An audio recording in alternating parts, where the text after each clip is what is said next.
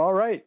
So we are just going to conclude with a final 5 to 10 minutes, folks. A little more talk about the markets because we don't want you guys to be shortchanged from the crash that just occurred on our live stream. We apologize for that. But we were talking a little bit about some of the social influences that are occurring right now with Solana and Toncoin and the battle between the two and the overall narrative. I believe we left off here, Maxim, with just a little bit of social volume talk about Solana, where there doesn't seem to be anything special yet going on, despite prices dropping below 135. Mm-hmm. So Solana isn't showing anything special. In fact, weighted sentiment most recently was showing some negativity. So I would presume as this week starts to elapse, we continue to see more negativity as prices are down at the moment, which would be a good thing. But right now it's kind of showing indifference, which is not great for a bounce. We want to see people showing pain and starting to write off Solana on top of many other assets in crypto. That would be a sign that we're getting close to a bottom. I also was looking at just the overall sentiment for Bitcoin and Ethereum here, and they're painting a bit of a different story. Bitcoin is actually on its 6th straight week right now of showing a slight positive bias after about 9 straight weeks of negative bias as prices were falling. And you can see it finally got to a head right here, and we got this big bounce. This was right after the Trump assassination attempt and all sorts of things happening. And then look, as soon as they went euphoric, that's when we dropped just massively until we bottomed on August 5th right there. So both Bitcoin and Ethereum have seen a bit of a bullish bias, but I wouldn't be surprised if that's coming to an end right now as we turn the calendar to September. What's your take on just the overall sentiment in the markets, Maxim? We need to see after the current drop if we get back to negativity, accusation, and everything. There was a short glimpse of this, and I was hoping, oh, okay, cool, maybe it's the bottom, but it was removed very fast. So now it's a second run of marking down. As long as we don't see accusation, angriness, panic, okay, panic is too easy word. Let's say this time I really see accusations. Yeah. It's already started emerging. Vitalik, as we said, the Ethereum Foundation. Now it should come also to Tone Foundation to hold us when it's ripened and really people angry of those suppos who were good short time before, but now they're bad people. Then this is a bottom. Yeah, I'm with you 100%. We're not quite at that anger level yet, but perhaps we're approaching it. We also haven't looked at MVRV yet. I was hoping this model. Oh, good. It is ready. Yeah. We can close it by. Indeed, I didn't look into MVRV either a long time. Yeah, let's just look at it via Sandbase here. I have an MVRV comparison template that can just encompass a few different assets. So this is the MVRV Z-score. So it's kind of combining the long, mid, and short term. And you can see this one here is Toncoin, which is still showing way, way high profits on average for traders right now. So if you're hoping Toncoin sees a quick turnaround and resumes what it was doing at the beginning of the year, you might be in a little bit of pain for a while. Regardless of the controversy that's going on, there's just been such a massive amount of profits that have been accumulated from retail traders that it looks like a bit of a poorer candidate compared to others. Meanwhile, on the other end of the spectrum, a struggling asset that many of you probably haven't thought of as an investment vehicle for a while is Uniswap, seeing significantly low profits and a lot of pain. Okay, cool. A few others. Good to know. Yeah.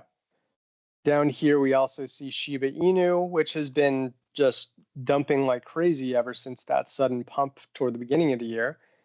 Matic is down there very low. Chainlink is actually pretty low at the moment. And then Bitcoin is that greenish blue color that's still way above 0%. So that would tell me that we're probably a little bit on the overbought side of things for the top crypto or the top market cap in crypto. Ethereum is more on the neutral side. So long story short, just looking at a few of the top cap assets, Toncoin is a little bit iffy and probably something that needs to cool down for a little while longer. Meanwhile, if you're up for some risk, you can buy assets like Uniswap, Shiba Inu, or Chainlink while there's already been so much pain from traders' wallets regarding these three. And Matic would be included in there as well. Okay.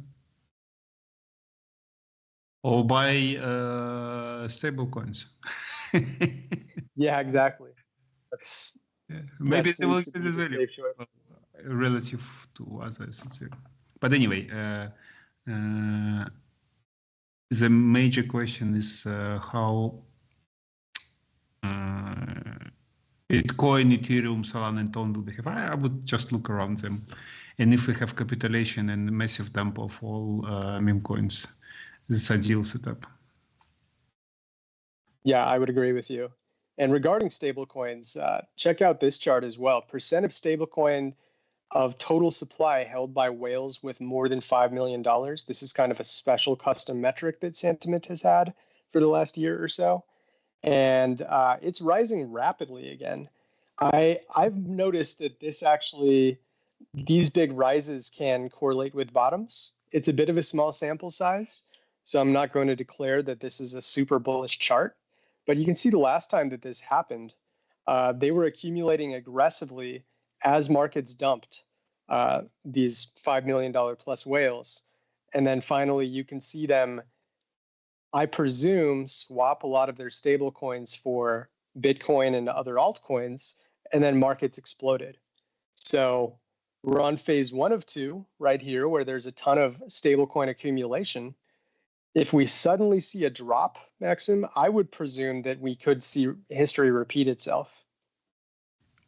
Possible. But as you said, it's a new indicator, so we need to collect a bit more history. Small sample size, yeah. Let's see. Any final thoughts? I'm just trying to think of one more juicy template that we could show our community here for the patient people who have stuck with us through the live stream crash. Let's look at, we can do just a trading volume comparison. Positive versus negative sentiment. It's not really showing anything too special. Let's look at volume for a moment and just see where the different sectors are looking right now. This is a new template I made that I really like. It's showing the layer 1s versus layer 2s versus meme coins versus AI and big data coins in terms of the top 6 market caps from each of these sectors. Cool. So this one's got Bitcoin, Ethereum, Binance Coin, Solana, Toncoin, Cardano. Layer 2s have Matic. Why am I forgetting what MNT is?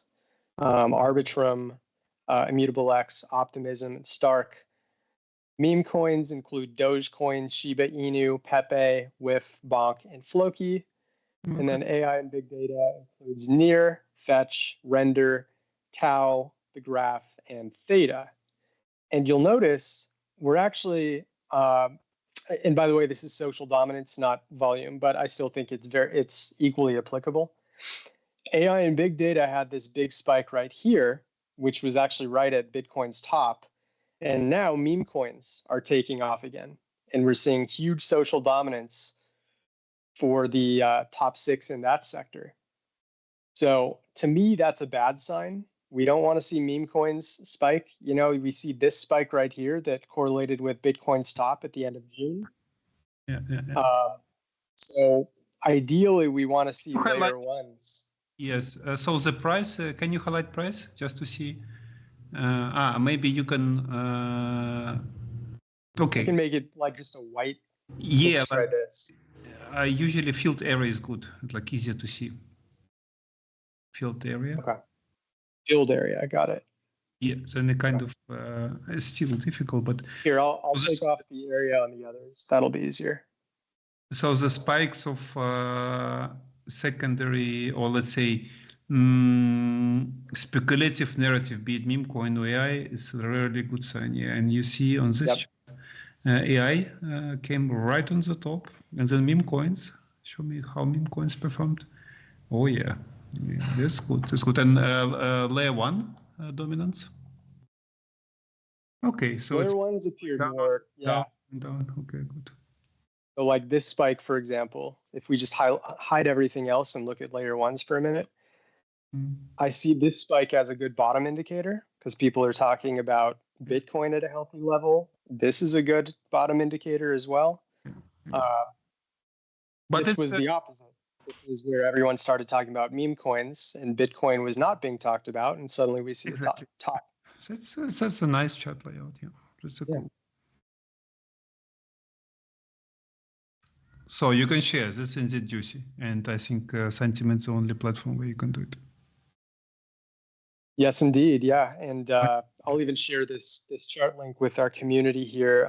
Maybe Max, if you're able to just take this link that I just dropped in Skype and at your convenience, just drop in the chat for us. But yeah, I think that's a good way to end the stream. We talked about a ton of different topics here, no pun intended. And I'm looking forward to getting back into things next week with you, Maxim. Yeah, same.